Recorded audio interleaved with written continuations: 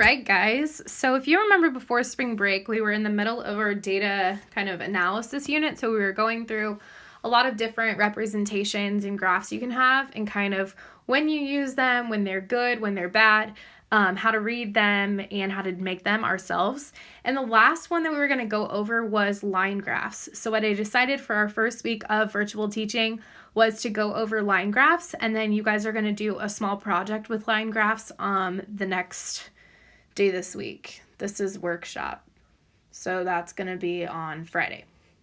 Yes. Okay, so this is called the Essentials of Line Graphs.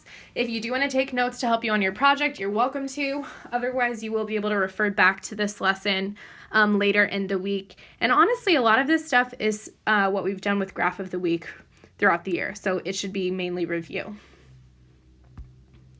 So today's plan, just as I said, watch this video. It will help you prepare for the project we're doing later this week. And then after that, you really don't have anything else. Just have a nice afternoon. So the objective, it says objectives, but I guess it's really just one.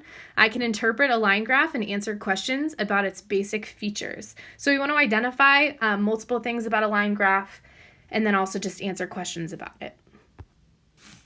So first off, we're just going to start with the definition. What is a line graph? Okay, so it's very important we know like what it is, how to identify it, and then we'll see how we can use it in mathematics. So what is a line graph? It is a graph that shows information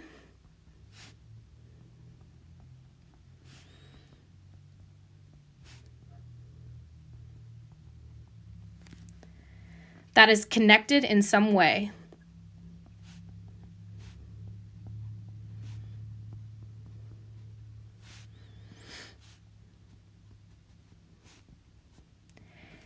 And line graphs are usually used or often used to show change over time.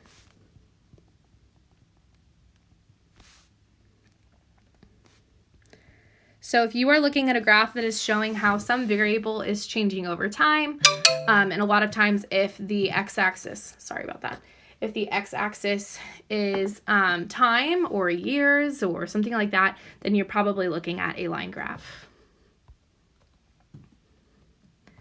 Next up, pros and cons. So the pros of a line graph.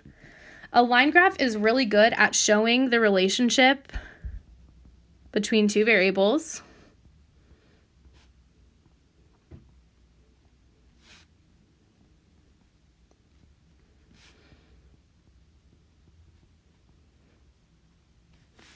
And it is also a good visual representation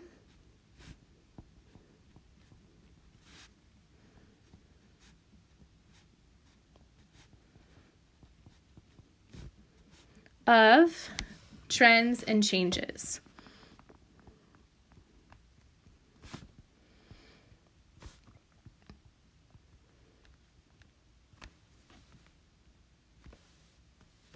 Okay, so you're always going to have like an input and an output with a line graph. Sometimes you can even have multiple variables, so not just even two variables, but 3 variables or 4 variables being compared. And then again, you can really see visually what's going on with a line graph. So if the line's going up, that'll tell you about a trend with the data. There are, however, some cons with line graphs. Okay, line graphs can quickly get cluttered.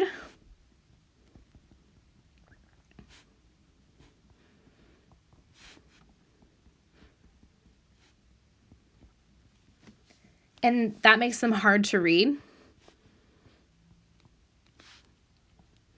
This is especially if you have multiple lines going on the same axes. And then oftentimes line graphs have bad scales on them, and they can be misleading. So oftentimes you'll see line graphs like on the news or on social media or something, and it wants you to think one thing because they made the scales bad or because they formatted it in a weird way. And so line graphs can be misleading in that way, so you do have to be careful. So that is what a line graph is. That is the pros and cons of a line graph. Now what we're going to do is we're going to take a look at one and see if we can practice identifying those features. So here's a line graph. This graph shows the growth of manufacturing in the first half of the 19th century. Okay, this is for the United States. And just as we do with Graph of the Week, you can look and find a source. So the source is Historical Statistics of the United States from 1789 to 1945.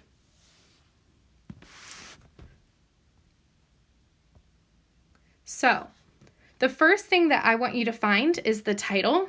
And again, we've practiced this with Graph of the Week, so you can probably find the title. The title is usually located above the graph in a bigger font. So it is going to be National Income from Manufacturing.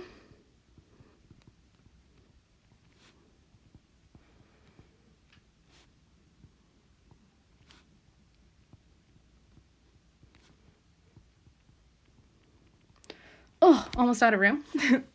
The x-axis is what goes along the bottom of the graph. Okay, you do want to be specific. So let's see, we have different years. And then notice too, kind of a more specific question, what is the scale? So the scale is what are the increments, or how big are the gaps between all of the years along the bottom? So the way I figure that out is I say, okay, I'm going from 1799 to 1809, 1809 to 1819. What is the difference between all of those numbers? And a lot of you are going to be able to do that in your head. This goes by 10 years. So every time I have a new unit on my graph, every time I have a new line on my graph, it has been 10 full years. The other thing you could say is decades. Okay, the scale on this is a decade. The y-axis is going to be the axis that goes up and down. So it's this one up here. And you can see there is a label for that one, which makes it nice. So it says millions of dollars.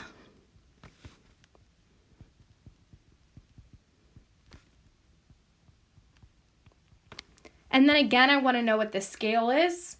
So I look at the different labels and I say, how much is each number going up every time they label it? So 50, 100, 150, 200, 250.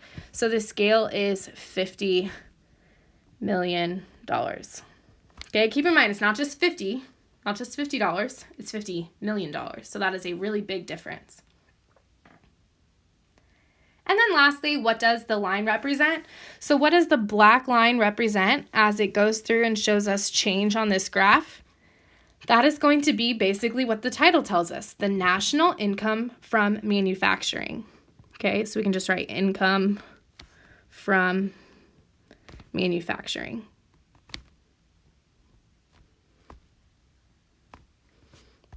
Can I make it? Oh, barely. There we go.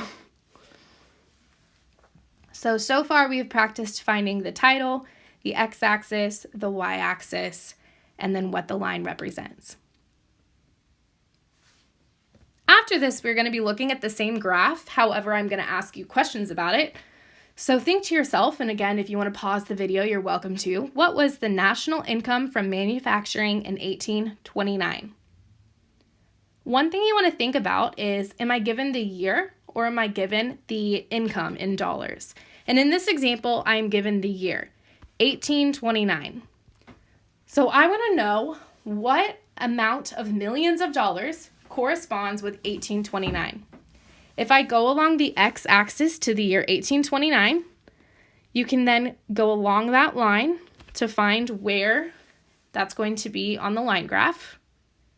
And then you can sort of follow that point. You can either draw this in or you can follow it with your eyes to see how many millions of dollars that is. So in 1829, the national income from manufacturing was $100 million. Lots of money. However, I could also ask you, in what year did the income hit $200 million? In that example, I'm not giving you the year, I'm asking for the year.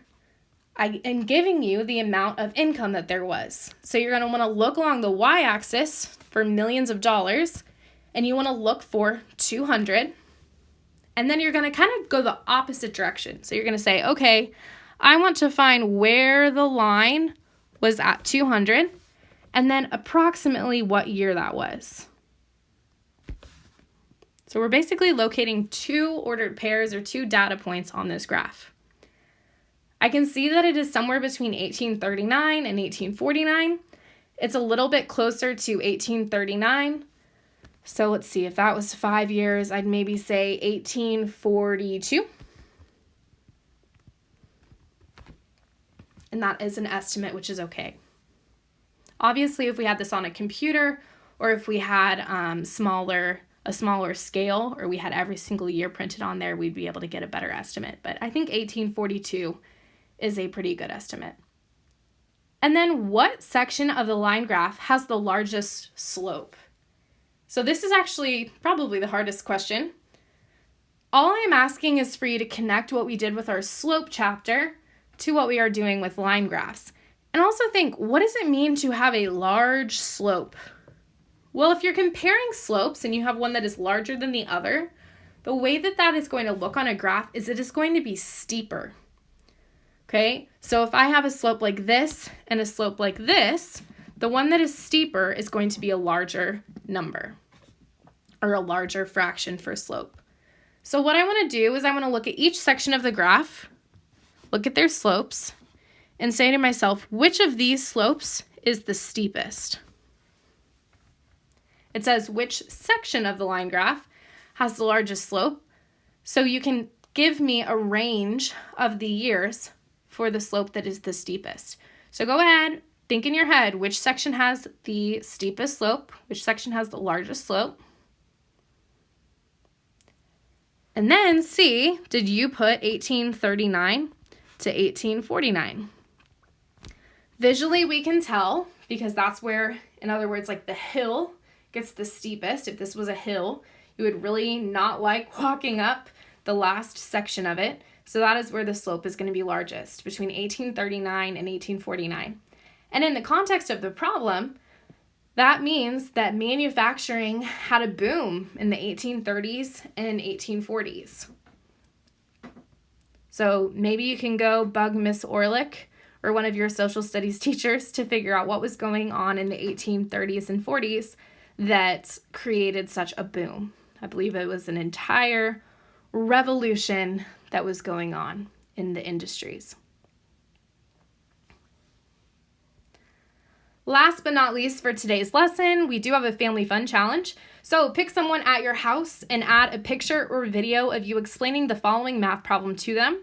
Share it in the comment section below. I will post the correct answers later this week. So I have given you another line graph, and it says identify all of the following for the line graph below: the title, the x-axis, the y-axis, scales if you can, bonus, and 2 observations about the line graph. So find somebody that is social distancing near you and explain this problem to them, and then send me a picture of you working on it. So pause the video, work on that. Hopefully you figured that out with somebody that is social distancing with you. And last but not least, think to yourself, can I do this objective? The objective for today's lesson: I can interpret a line graph and answer questions about its basic features. Do you feel like that's something you can do on your own? Do you feel like that's something that you can do confidently? And if the answer is no to either of those questions, what are some things you can do that would help you be more confident with that knowledge? So if you want to reach out to me via email or via the YouTube Live or via the questions sheet or any of those places you can reach me, go for it if you are not feeling confident, and I'm happy to provide you with more resources. Thank you for watching. That is all you had to do for today, and then you will have a small project later this week. See ya!